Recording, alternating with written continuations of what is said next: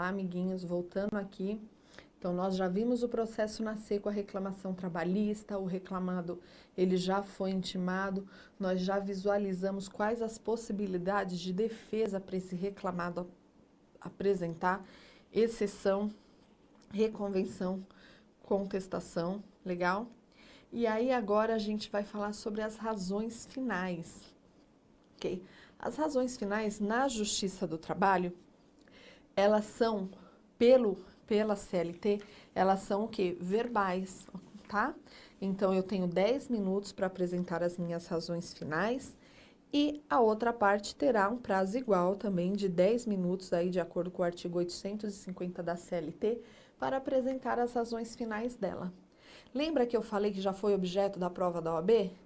Aí, olha a prova da OAB querendo passar o facão na galera aí também.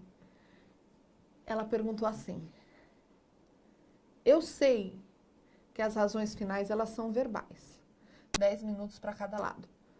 Mas e se o juiz solicitá-la em memoriais? Qual o prazo? A CLT traz um prazo para que você apresente memoriais? A CLT não traz, mas o direito civil sim. E qual que é o prazo que eles aplicam lá? 10 dias. E é o prazo que a Justiça do Trabalho também aplica, 10 dias.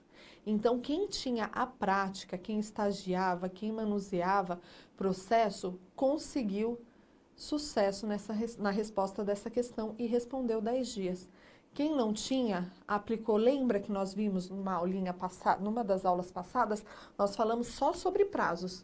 E aí lembra que a gente falou que era o Código Super 8, a CLT, mas nós estudamos algumas exceções.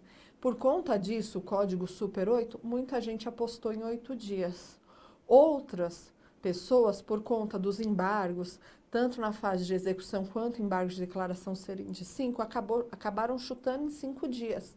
Mas, na verdade, a resposta correta eram 10 dias. Então, anota aí em algum cantinho que as razões finais, de acordo com o artigo 850 da CLT, devem ser traduzidas em 10 minutos para cada lado.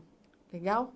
Mas se em memoriais, 10 dias, ok? Normalmente os prazos são sucessivos. O juiz abre 10 dias para o autor, sucessivamente 10 dias para o réu apresentar as suas razões finais. Legalzinho? Feito isso, o juiz, após a audiência, né, faz a audiência, depois da audiência que ocorre as razões finais. Tá? É que ele abre prazo para as razões finais. É obrigatório as razões finais? Não, não é obrigatório, tá? Ele abre se ele quer esse prazo. Depois disso, ele vai sanear o processo. Estando tudo certinho, ele vai marcar a audiência de instrução e julgamento, tá?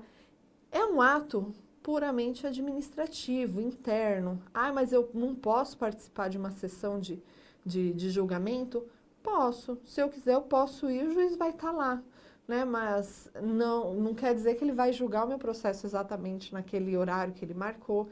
Então, assim, é uma tramitação administrativa, né? Ele só precisa cumprir o requisito para que você saiba o dia e a hora do seu julgamento, tá? Tá bom. E aí, feito isso, proferida a sentença, a decisão, a partir daí entraremos na fase recursal. Mas antes de entrarmos na fase recursal, a gente tem que lembrar de uma única coisinha. Lembra que estudamos embargos nas aulas passadas? E aí, antes disso, eu tenho que catar aquela decisão, eu tenho que destrinchar ela e verificar se cabe o quê nela? Embargos declaratórios por omissão ou contradição. É claro. Então, o correto é o quê? Eu verificar se a sentença é omissa ou contraditória. Havendo omissão ou contradição, o que eu faço? Ingresso com embargos declaratórios antes de pensar na interposição de um recurso. Legalzinho? Então, agora a gente para por aqui e na próxima aula a gente começa a estudar como a linha de desenvolvimento processual vai se dar na fase recursal. Até lá, obrigada.